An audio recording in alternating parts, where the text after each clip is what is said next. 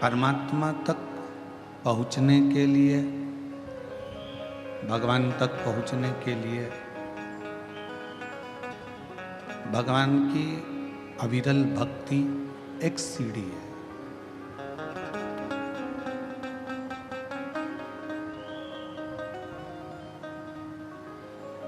आप जिस भी देवता की आराधना करें, चाहे आप राम जी की आराधना करें, चाहे आप कृष्ण भगवान की आराधना करें, चाहे आप शिव जी की आराधना करें, चाहे आप देवी की आराधना करें, चाहे आप किसी देवता की आराधना करें, पर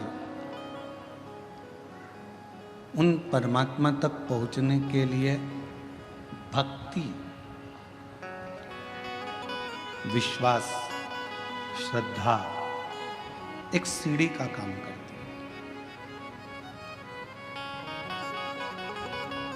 और यदि वो विश्वास की सीढ़ी नहीं हो, भक्ति की सीढ़ी नहीं हो, भरोसा नहीं हो, तो परमात्मा तक पहुंचना भी कठिन है। छत पर पहुंचने के लिए सीढ़ी की जरूरत पड़ती है।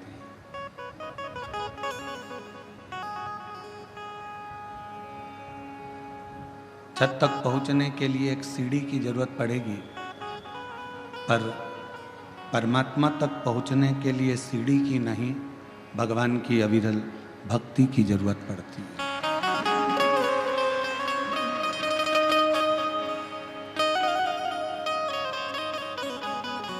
यदि भक्ति अपने अंदर है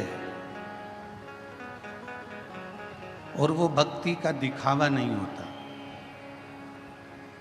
वो भक्ति का कभी दिखावा नहीं होता, भीतर से परमात्मा को भजा जाता है। श्री शिवाय नमस्तुभ्यं, श्री शिवाय नमस्तुभ्यं, श्री शिवाय नमस्तुभ्यं, श्री शिवाय नमस्तुभ्यं, श्री शिवाय नमस्तुभ्यं, श्री शिवाय नमस्तुभ्यं। यदि छत तक जाना है तो सीढ़ी की जरूरत होगी। आवाज क्लियर नहीं आ रही है, खींच कर बोलना पड़ रहा है, गला पकड़ रहा है।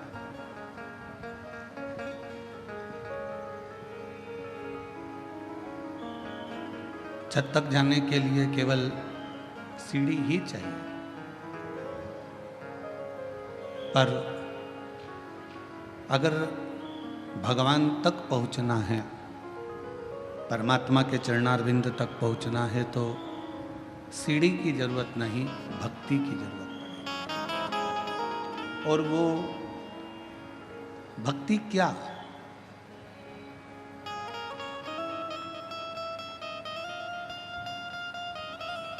माँ शबरी अम्बा जब राम जी महाराज के सामने आती हैं, तो मेरे राम जी भी शबरी अम्बा को नवदा भक्ति का ज्ञान देते हैं।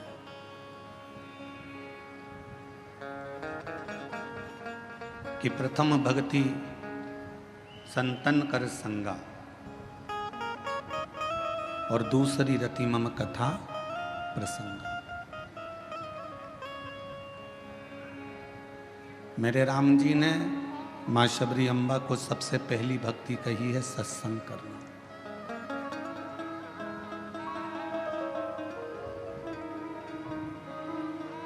कहाँ द्वारका के राजा भगवान कृष्ण और कहाँ विदर्भ देश की महारानी राजकुमारी रुक्मणी।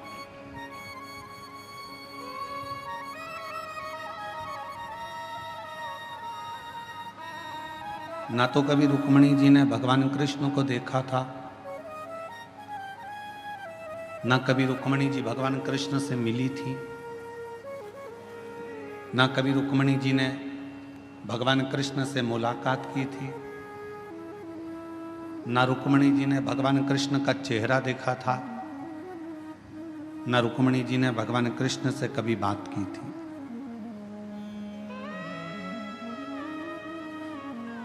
न कभी मिलना हुआ, न कभी देखना हुआ, न कभी मुलाकात हुई। फिर रुक्मणी जी के दिल में, रुक्मणी जी के हृदय में भगवान श्री कृष्ण के प्रति भाव कैसे जाग गए?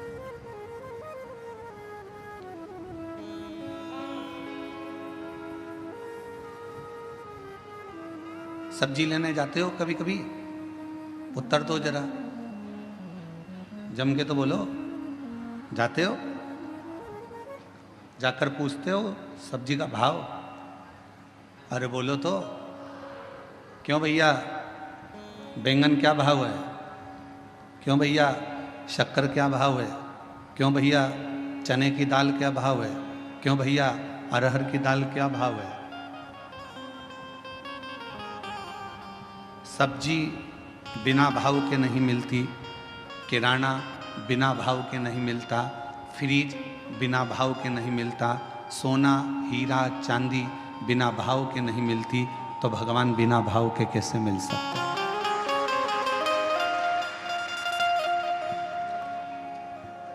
वो बिना भाव के कैसे मिले?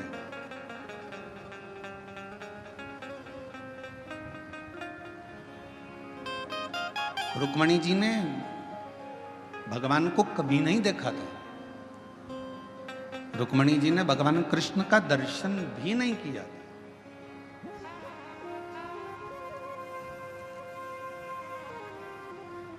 ना मुलाकात की, ना दर्शन किया, ना मिले, ना देखा, कुछ भी नहीं। फिर रुक्मणी जी के दिल में भगवान कृष्ण के प्रति इतना प्यार, इतना प्रेम कैसे प्रकट हुआ?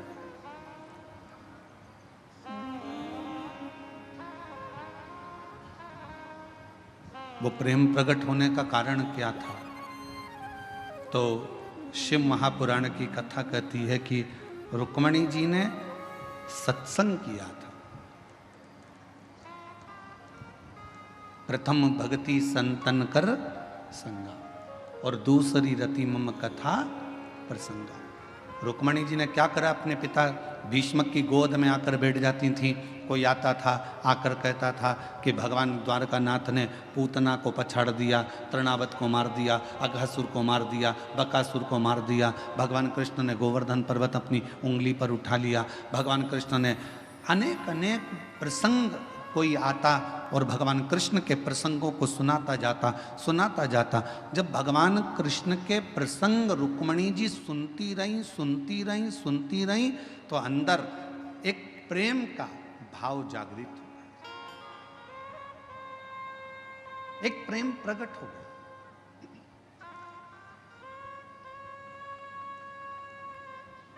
किसी व्यक्ति के बारे में आपसे अगर बार बार कहा जाए ना, वो व्यक्ति ऐसा है, वो व्यक्ति ऐसा है, वो व्यक्ति ऐसा है, तो मन में भाव जागृत होगा। एक बार उससे मिले तो अपन देखें तो सही, एक बार चलो।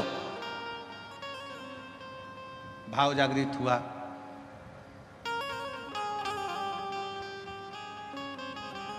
कल हम विशाल संचेती जी से कह रहे थे कि विशाल जी,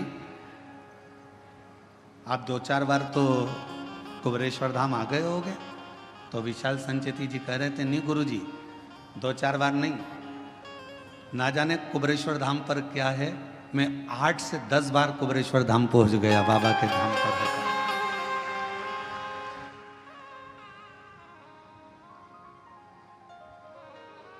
हम सुनते रहे,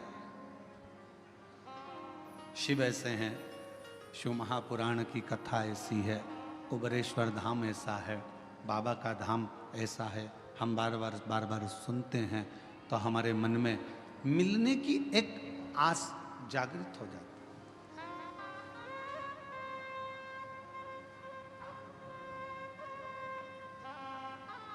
लड़का लड़की से शादी करने को तैयार नहीं था। लड़के ने सोचा था अभी मैं पढ़ाई करूंगा, अभी शादी वादी नहीं करूंगा।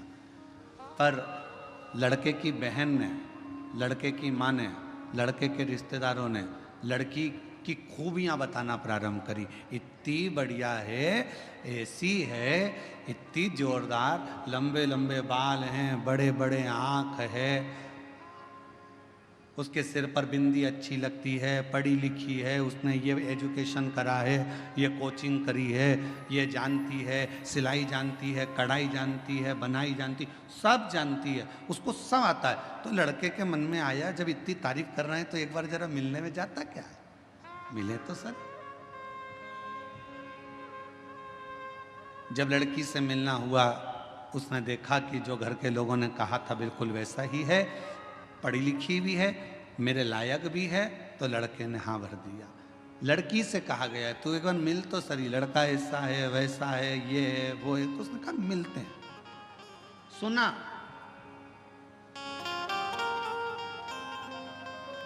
सुना तो प्रेम जागृत हुआ। अब आप लोग क्या कर रहे हो, शिव महापुराण की कथा को सुन रहे हो। किसका चरित्र सुन रहे हो, देवादिदेव महादेव का, भगवान शंकर का।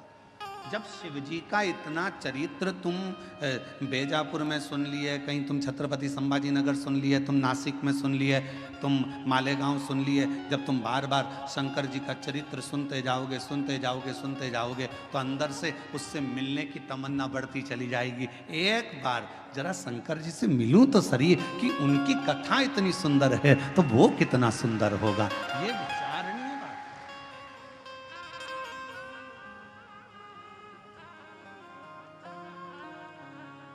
हमारे दीनानाथ जी एक लाइन गाते हैं, तेरी प्रतिमा इतनी सुंदर, तू कितना सुंदर।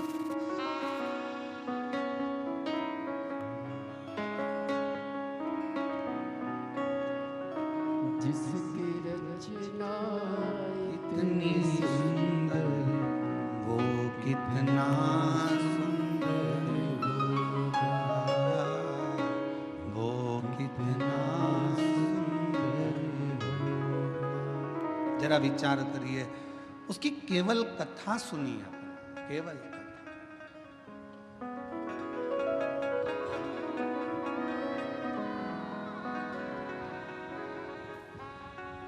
रुक्मणी जी ने केवल भगवान कृष्ण के विषय में सुना था, और फिर रुक्मणी जी का विवाह शिशुपाल के साथ जब पक्का किया तो रुक्मणी जी ने पत्र लिख दिया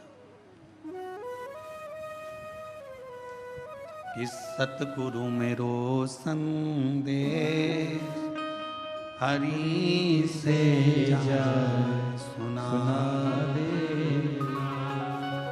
मेरी नैया पड़ी है मझधार, गुरु जी उसे पार लगा देना।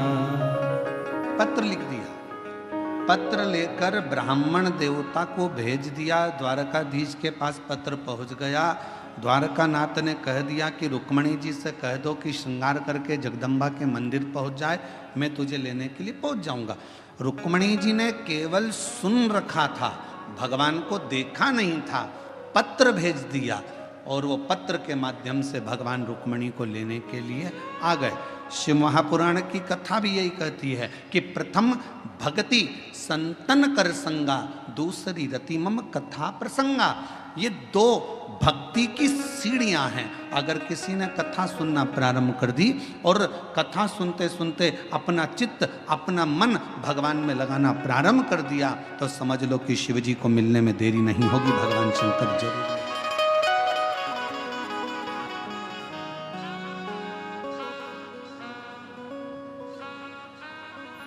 और शंभु शरण पड़ी मांगो घड़ी रे घड़ी, दुख आटो दया करी दर्शन आपो।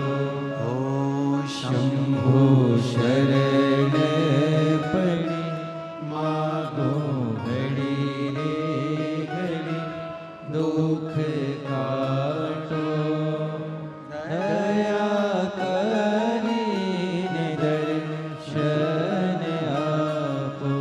केवल कथा को सुनते सुनते भगवान का भजन करते करते करते करते आप उसके करीब में पहुंच गए।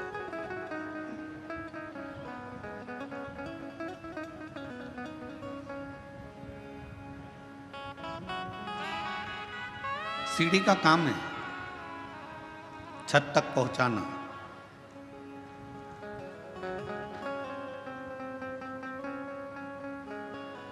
भगवान की कथा का काम है आपको भगवान के चरणारविंद तक पहुंचाना।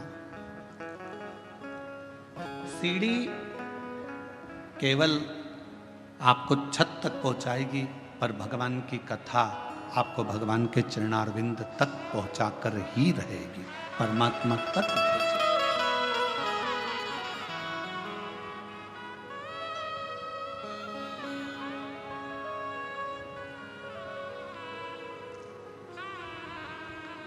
जब हम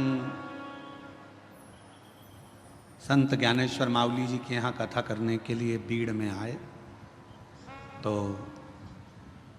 आप में से कई लोग आए होंगे बीड़ में कथा में भी। तो संत ज्ञानेश्वर मावली जी के यहाँ कथा में जब बीड़ में पहुँचे तो वहाँ पर एक बच्चे ने एक प्रश्न किया, और वो वहीं बीड़ का रहने वाला था। सोनी जी के कोई परिचित थे बीड़ वाले, उनके परिचित में था। उसने कहा, गुरुजी आपके कितने दोस्त हैं?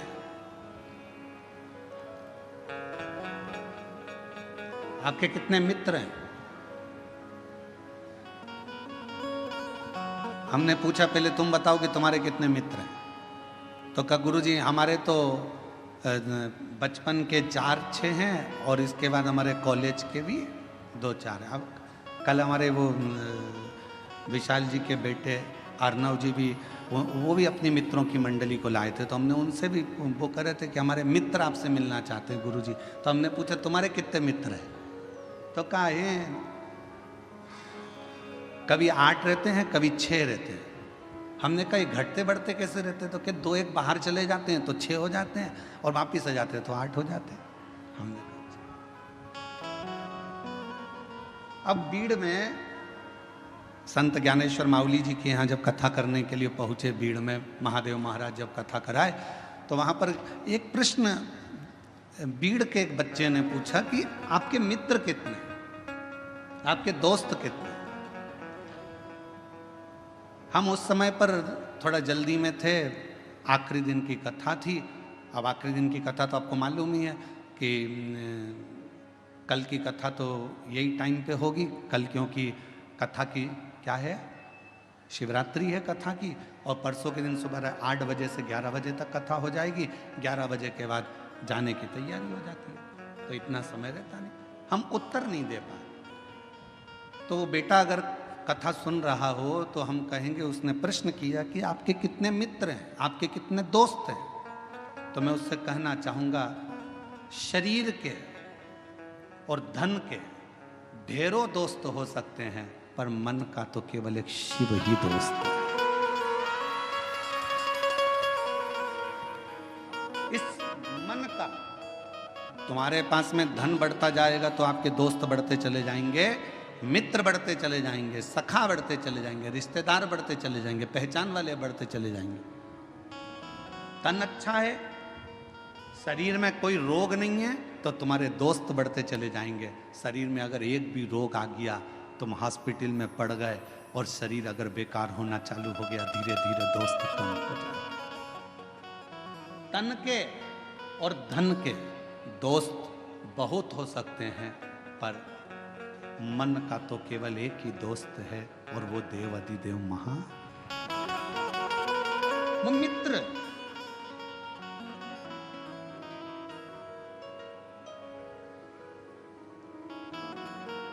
तन के और धन के दोस्त भले तुमको निभाए ना निभाए, तन का मित्र भले तुम्हें निभाए ना निभाए, धन का मित्र तुम्हें निभाए कि ना निभाए, पर मन का जो मित्र होता है, जैसे भगवान कृष्ण के मित्र थे सुदामा।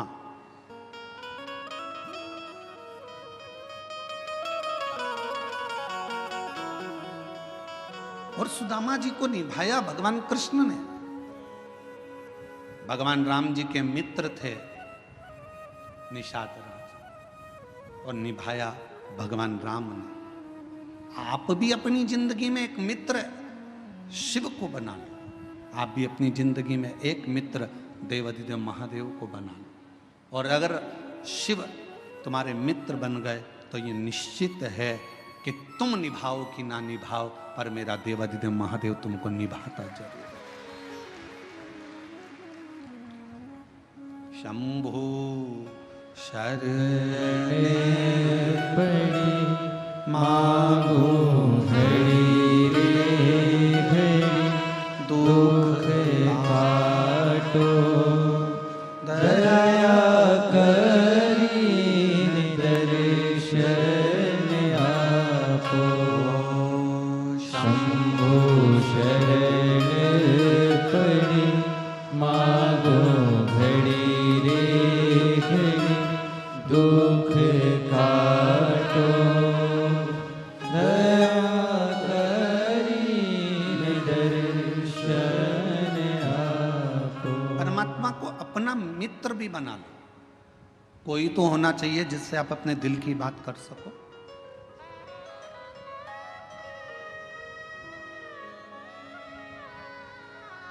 और तुम निभाओ ना निभाओ, वो निभाना जानता है।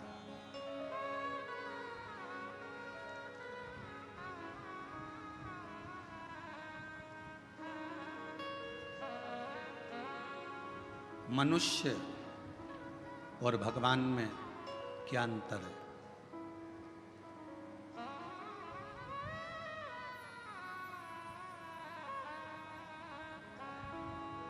मनुष्य और भगवान में क्या अंतर है? मानव में और परमात्मा में क्या अंतर है?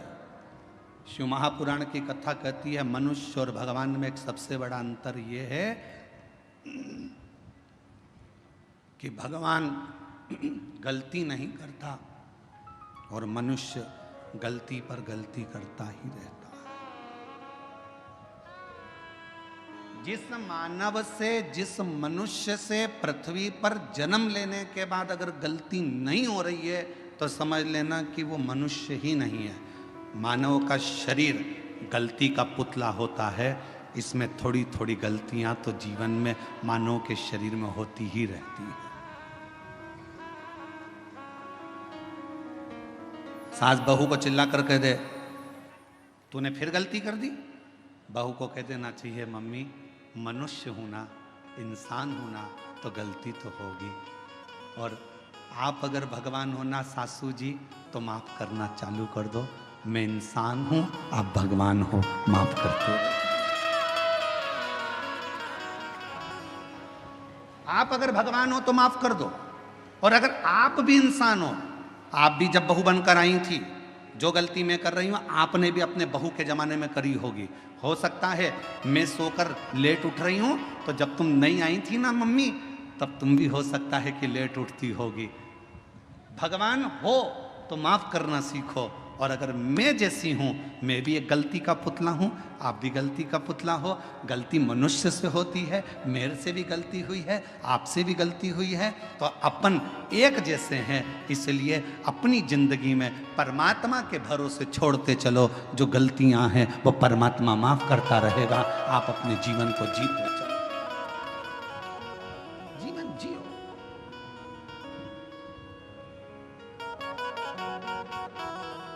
कोई तुमसे कह दे मैं गलती नहीं करता तो उसके पांव पड़ लेना, तुम तो भगवान हो जी, तुम तो भगवान हो। तुम ही में सब कुछ दिखता है। तुम ही राम हो, तुम ही कृष्ण हो, तुम ही शिव हो, तुम ही जगदम्बा हो। जो कहे तुमसे कि मैंने जिंदगी में कोई गलती नहीं करी, समझ लेना उसको पांव पकड़ कर कह देना कि तुम भगवान हो। परंतु हम तो इंसान हैं, आज भी गलती कर रहे हैं और आगे भी गलती करेंगे, क्योंकि मनुष्य का शरीर मिला है ये पूर्ण परमात्मा बनने के लिए नहीं मिला, इंसान को इंसान बनने के लिए मिला। मेहनत करोगे, परिश्रम करोगे, उन्नति की सीढ़ी पर चढ़ोगे, आगे बढ़ोगे तो कोई ना कोई गलती हो जाएगी, ठोकर लगेगी तो संभलोगे।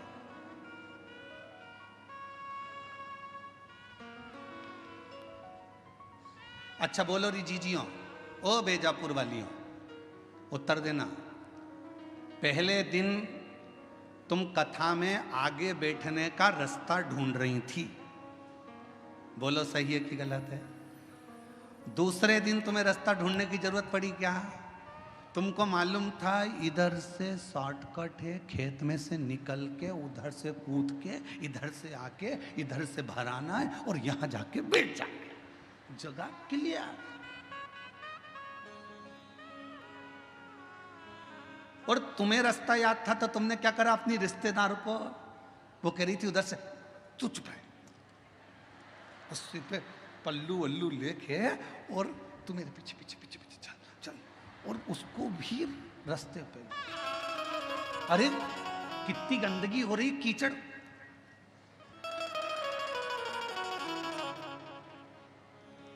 चल इतनी और घुमाती फिराती कीचड़ में, और उसकी भी चप्पल हो गई कीचड़ में। चप्पल को जान दे चूल्हा में, तू चल। और चप्पल रख ली झोला में और कथा में आगे लाकर बिठा दिया। जब दोनों चली तो फिर सहेली ने कहा कितनी जोरदार जगह मिल गई थी ना बैठने के लिए, इतनी अच्छी जगह, ये तो सोचा ही था। अब चप्पल तो जैसी कथा पूरी हुई रोड पे निकली और निकलते सी पानी की बोतल में चप्पल घिस घुसा के तैयार करके पाँव में पहन के फिर पल्लू।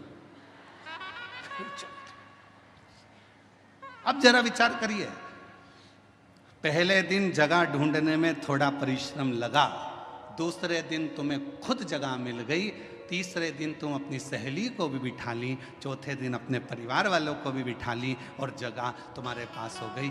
एक सच्चा भक्त, भगवान शिव का एक परम भक्त ऐसा ही होता है। पहले संघर्ष की जिंदगी जीते जीते मंजिल तक पहुंचता है, फिर सबको उस स्थान तक पहुंचा देता है कि ये स्थान मैंने देखा है, ये शिव का धाम मैंने देखा है, ये भगवान का नाम मैंने देखा है, चलो यहाँ चलकर बैठते हैं, चलो यहाँ चलकर स्मरण करते हैं।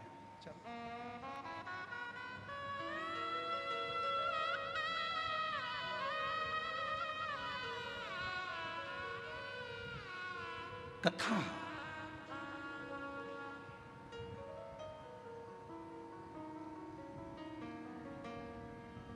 कोई तुमसे कहे कि मैंने जिंदगी में कोई गलती नहीं करी, कह देना तुम भगवान हो, तुम भगवान हो।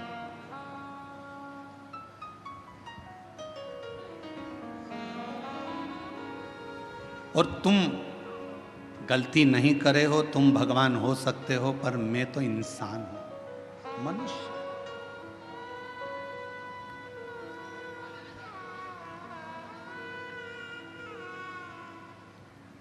और मानव अगर गलती नहीं करेगा तो गलती करेगा कौन गलती?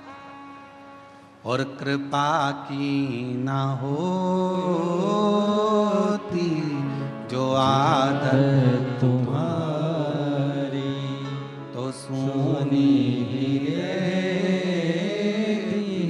अदालत तुम्हारी, गरीबों के दिल में जगह तुम न पाते, तो किस दिल में होती इबादत तुम्हारी, तो किस दिल में होती इबादत तुम्हारी, कृपा की न होती जो आदत तुम्हारी। तुम भगवान हो सकते हो, पर मैं तो इंसान की इंसान हूं। और फिर निवेदन है मेरी जीजियों, भगवान बनने की कोशिश भी मत करना और इंसान को भगवान बनने का प्रयास भी नहीं करना चाहिए। इंसान को इंसान रहने दो, इंसान को इंसान। आज के जमाने में बहुत, कलिकाल में बहुत आडंबर हो रहा है। लोग हर इंसान को भगवान बनाए जा रहे हैं और इंसान भगवान बन बन के बैठ जाता है। लोग कहते हैं वो भगवान जैसा, वो भगवान जैसा। नहीं, इंसान को इंसान रहने दो और भगवान को भगवान रहने दो। उसको भगवान रहने दो और तुम इंसान।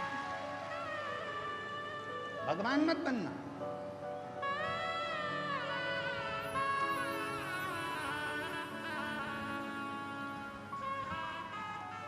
इंसान, उसे इंसान। गलती हो रही है, एक बार होगी, दो बार होगी, धीरे धीरे संभलते जाओगे, समझो। उसका काम है क्षमा करना और तुम्हारा काम है गलती करना। करो। गलती नहीं करोगे तो समझोगे कैसे? एक पिता ने अपने बेटे से कहा, मैंने तुझे फैक्ट्री का काम सौंप दिया है, मैंने तुझे ऑफिस सौंप दिया है, मैंने तुझे पूरा काम सौंप दिया है, एक बात सुन लेना, घाटा नहीं लगना चाहिए। मैंने तुझे समझा दिया, पहले पूरा काम तुझे सौंप दिया है, पूरी फैक्ट्री तुझे सौंप दी है, पूरे व्यापार तुझे सौंप दिया है, घाटा नहीं लगना चाहिए। और बेटे ने काम करना चालू करा।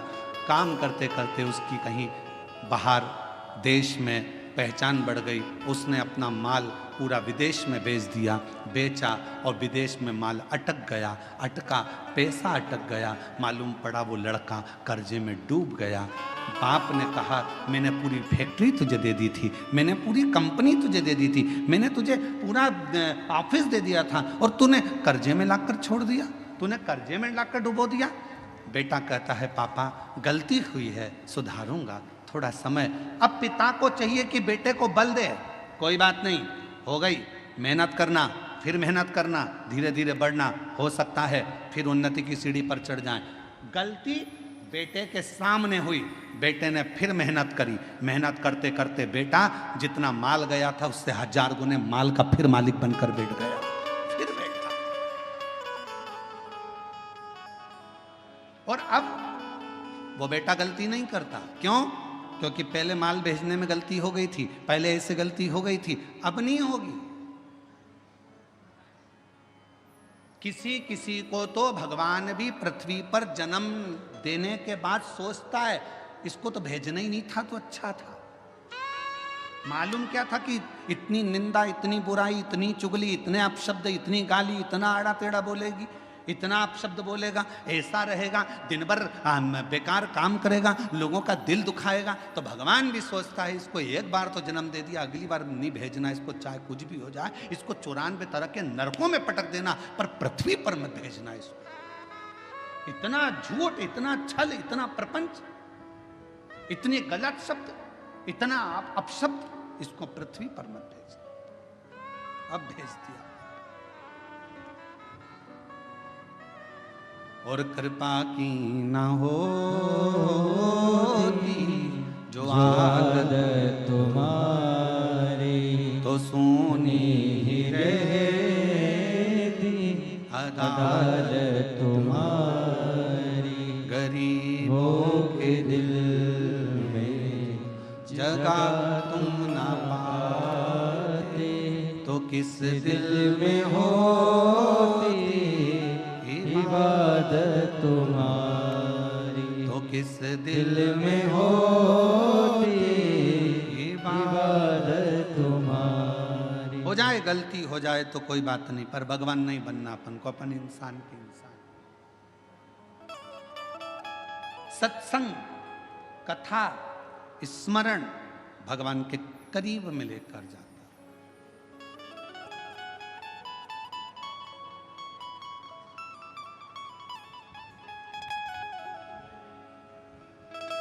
और ले गया।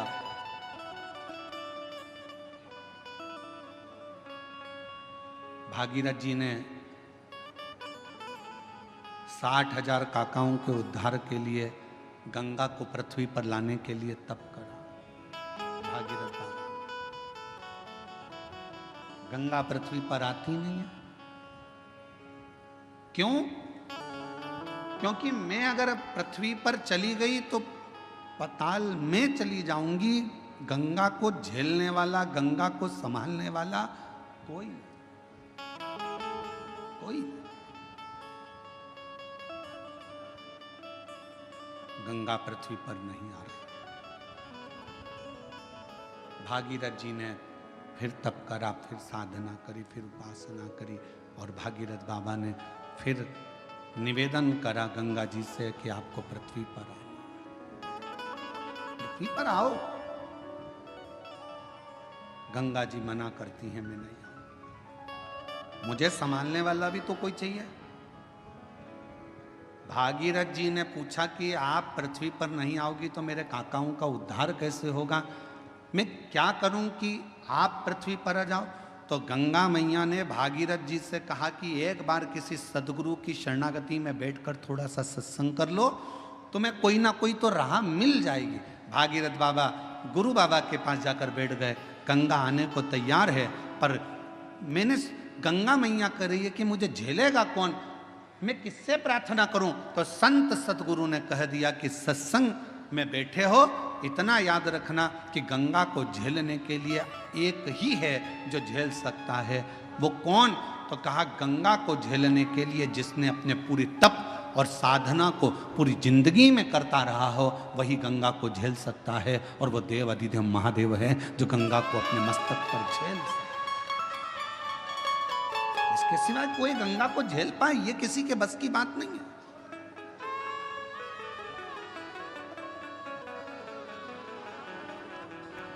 भागीरथ जी ने शिव जी की आराधना करी। बाबा भोलेनाथ जी से विनय करा।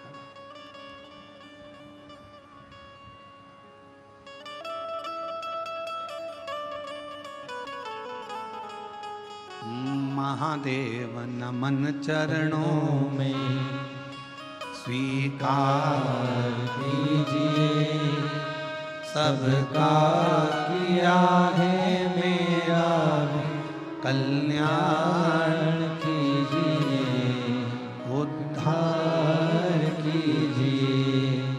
हे त्रिपुंडधारी, हे त्रिशूलधारी, हे त्रिपुंडधारी, हे त्रिशूलधारी। चरणों में तेरे बाबा जी पावन है चारों धाम, तेरी देव करते वंदना पूजे सीताराम, तेरी देव करते वंदना पूजे है सीताराम। हो जाए पूरी कामना, हो जाए पूरी कामना, उपकार कीजिए, सबका किया है मेरा उद्धार कीजिए, कल्याण कीजिए। हे त्रिपुंडधारी, हे त्रिशूलधारी, हे त्रिपुंडधारी, हे त्रिशूलधारी। आप कुछ कृपा करो। भागीरथ जी ने भगवान शिव की आराधना करना प्रारंभ करी। शिव जी के लिए अखंड तप किया भागीरथ बाबा ने, ऐसी अखंड साधना करी कि भगवान शंकर का कैलाश धाम हिल जाए, पर शिव का कैलाश नहीं हिला।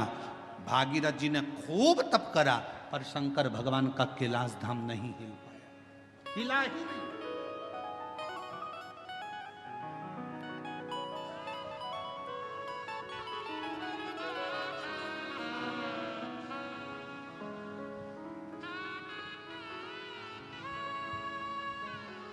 शिवजी तुम्हारे तप से, शिवजी तुम्हारी साधना से, शिवजी तुम्हारी तपस्या से जितनी जल्दी प्रसन्न नहीं होते, शिवजी उतनी जल्दी एक लोटे जल से प्रसन्न हो जाते हैं।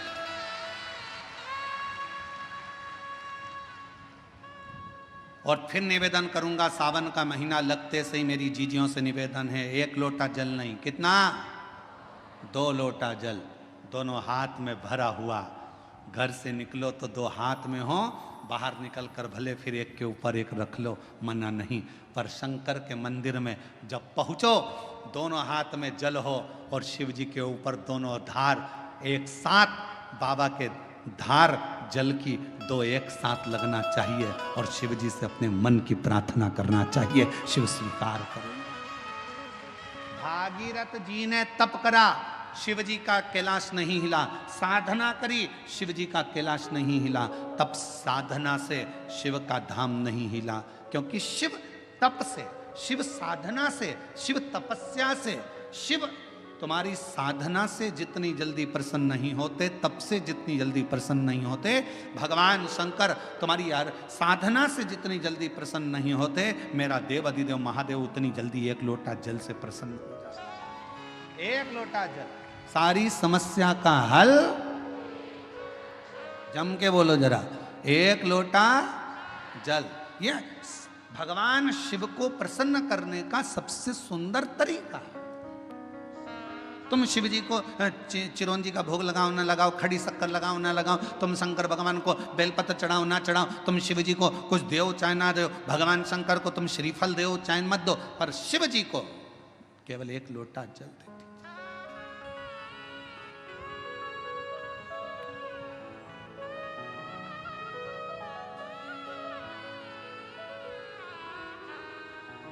'छत्तीसगढ़ में एक बहन ने एक प्रश्न लिख के भेजा था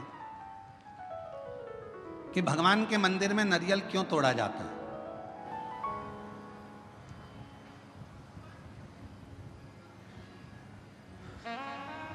छत्तीसगढ़ का प्रश्न है, मुझे उम्मीद है महाराष्ट्र की जीजियां उत्तर दे देंगी।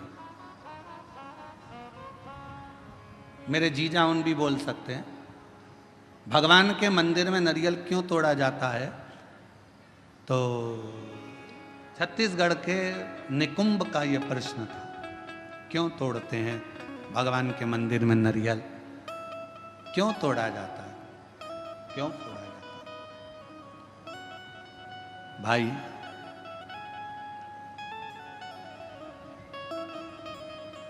कहा तो कहा भगवान को प्रसन्न करने के लिए,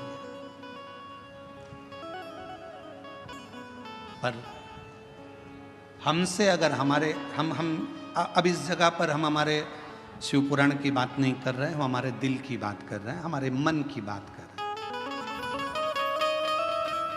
ये हम हमारे मन से कर रहे हैं कि जीजी ने पूछा कि भगवान के मंदिर में नारियल क्यों तोड़ा जाता है, तो शायद मेरा दिल कहता है कि भगवान भी कहते होंगे, तू मेरे मंदिर में नारियल तोड़ ले पर अपने घर को मत टूटने देना, तू मेरे मंदिर में नारियल तोड़ ले पर अपने राष्ट्र को मत टूटने देना, तू मेरे मंदिर में नारियल तोड़ ले पर अपने सनातन को मत टूटने देना, वो नारियल के रूप में स्वीकार। ये मेरा दिल कहता है। किसी को गलत लगे तो मैं क्षमा चाहता हूं इस बात के लिए, पर मेरा मन कहता है कि मेरा शिव कहता होगा, मेरे राम कहते होंगे, मेरे हनुमान कहते होंगे, मेरे भगवान कहते होंगे कि मेरे सामने तू नारियल तोड़ ले पर अपना घर मत टूटने देना, मेरे सामने तू नारियल तोड़ ले पर सनातन धर्म मत टूटने देना, मेरे सामने नारियल तोड़ ले पर हिंदू धर्म मत टूटने देना, और मेरे सामने नारियल तोड़ ले पर मेरे राष्ट्र को मत टूटने देना। मुझे स्वीकृत है।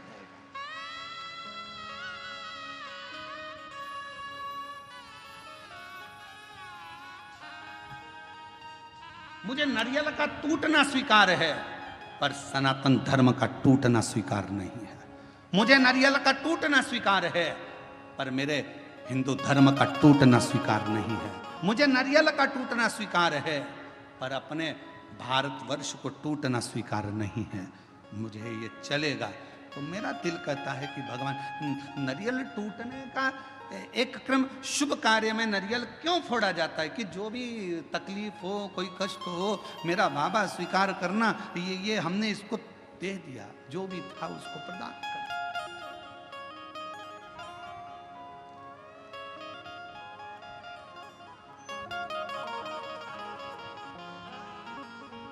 और इसीलिए शायद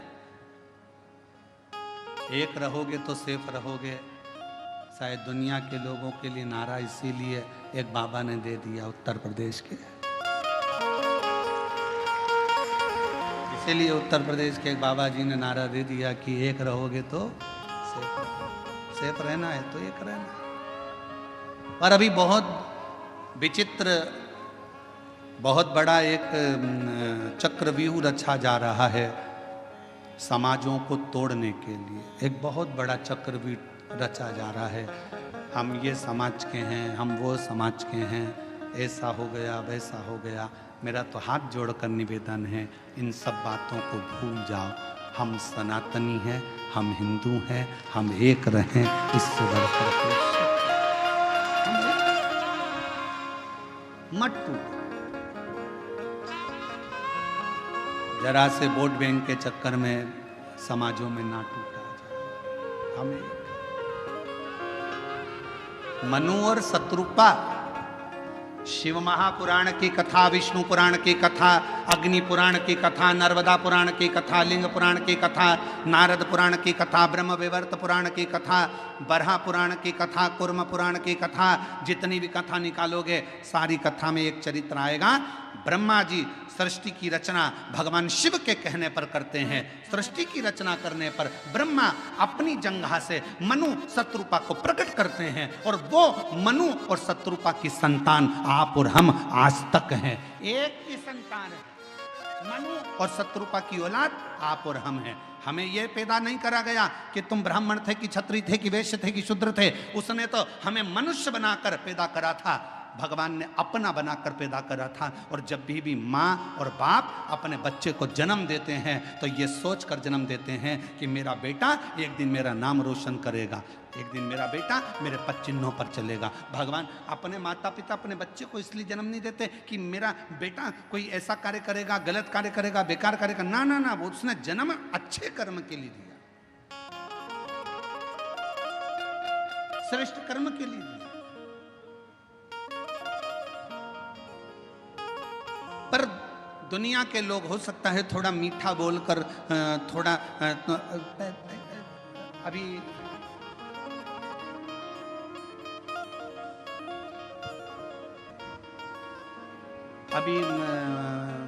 बहुत अच्छे अच्छे फल आ रहे हैं बाजार में, बहुत अच्छे अच्छे आ रहे हैं। उसमें से एक मैंगो आम, जामुन,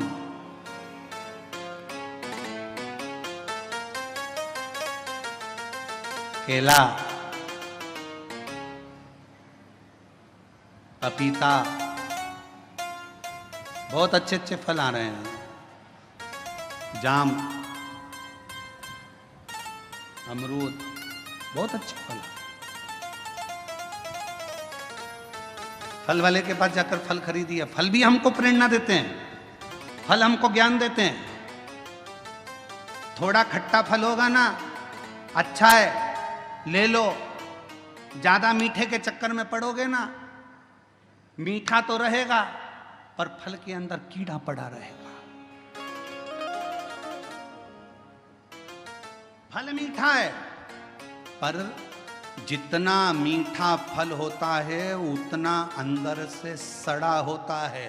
जितना मीठा फल होता है उतना अंदर में कीड़ा होता है। इसलिए ज्यादा मीठा बोलने वालों से सावधान रहना। ये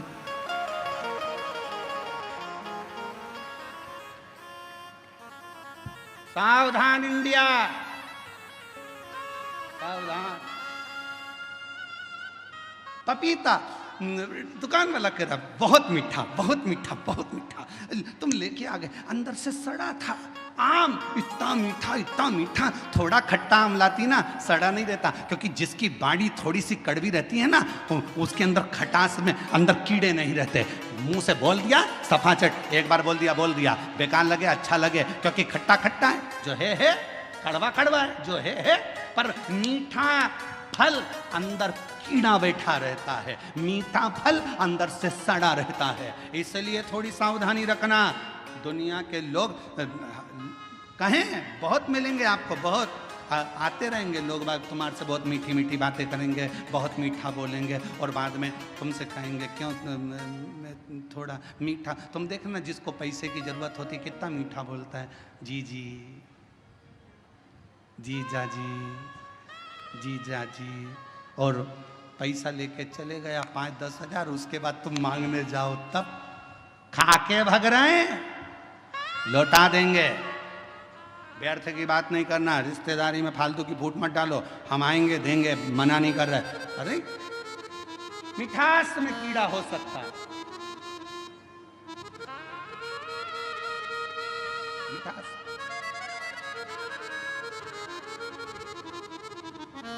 पर खटास में कीड़ा नहीं हो सकता। सावधान रहें, थोड़ा सतर्क रहें। सतर्क होना जरूरी है। मेरे शंकर भगवान की कथा कहती है, शिव जी का कैलाश धाम नहीं हिला, बहुत तप करा। भागीरथ जी ने साधना करी, तप करा, पर भगवान शंकर का कैलाश नहीं हिला, क्योंकि उनने तप करा था। अगर तप की जगह पर एक लोटा जल लेकर पार्थिव लिंग का निर्माण कर कर शिव जी को जल चढ़ा देते, मेरा शंकर सामने प्रकट हो जाता। और आखिरी में भागीरथ जी ने देखा शिव जी प्रकट नहीं होते, तब भागीरथ बाबा ने वही किया जो आप करते हैं। एक लोटा जल मेरे भागीरथ बाबा ने शिव को हृदय का जल चढ़ाना प्रारंभ करा, तो शिव सामने आकर प्रकट हो गए। मांग तुझे क्या चाहिए भागीरथ, बोल तुझे क्या दूं मैं, क्या दूं। तो भागीरथ बाबा ने कहा, प्रभु बस गंगा जी पृथ्वी पर आना चाहती हैं, पृथ्वी पर आएंगी तो पाताल में चली जाएंगी। आप कृपा करो कि ये गंगा को अपने जटा में झेल। शिव जी ने कहा, जटा में? हाँ।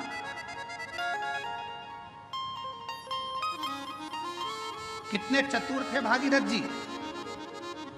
उन्होंने गंगा जी को हाथ में झेलने का नहीं बोला, उन्होंने गंगा जी को हृदय में झेलने का नहीं बोला,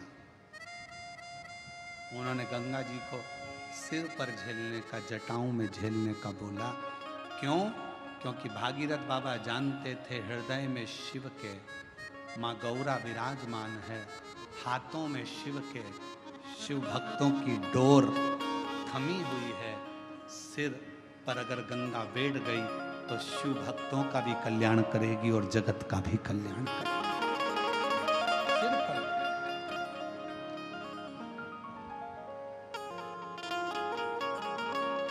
और मैया ओ गंगा मैया,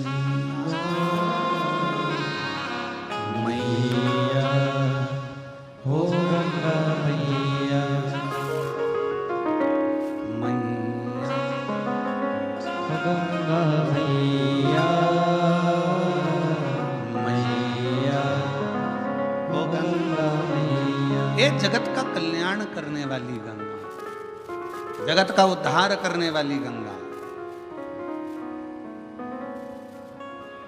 फिर किसी ने एक बार प्रश्न किया था, क्या शिव जी को गंगा का जल अधिक प्रिय है? शंकर भगवान को गंगा का जल अधिक प्रिय है?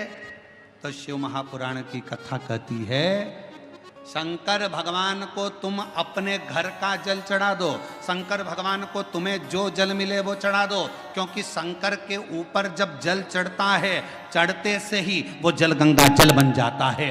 अलग से गंगा जल की जरूरत शिव को नहीं, शिव को अलग से गंगा जल की जरूरत नहीं। तुमने चढ़ाया, वो जल अमृत बन गया। हम तो कई बार लोगों से कहते, तुम्हारे बच्चे की तबीयत खराब है, तुम्हारे बच्चे को तकलीफ है, डॉक्टर को दिखाओ। तुम्हारे घर में अगर किसी को तकलीफ है, डॉक्टर को दिखाओ। वो जांच का बोले जांच कराओ, दवाई का बोले दवाई खिलाओ, और उसके साथ एक काम जरूर करो, डॉक्टर का इलाज भी करवाओ, साथ में एक कटोरी में जल लो और जल लेकर भगवान शिव का मंत्र का उच्चारण करो। नमः शिवाय, नमः शिवाय, षडाक्षर मंत्र बोल लो, ओम नमः शिवाय, या त्र्यंबक मंत्र बोल लो, और या त्र्यंबक मंत्र ना तो श्री शिवाय नमस्तुभ्यम मंत्र का जप करते जाओ 108 बार जप कर कर जो जल है वो अपने बच्चे को थोड़ा थोड़ा पिलाना प्रारंभ करो, या उस जल से उस बच्चे के शरीर पर लगाना प्रारंभ करो। वो जल भी सिद्ध हो जाता है मंत्रों की प्रबलता में।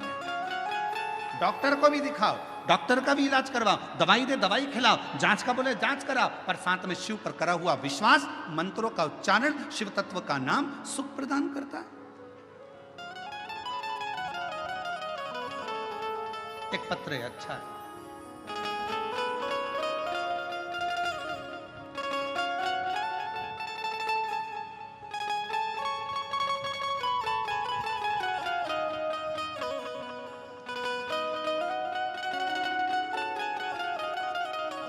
दिव्या गुलाब सिंह राजपूत।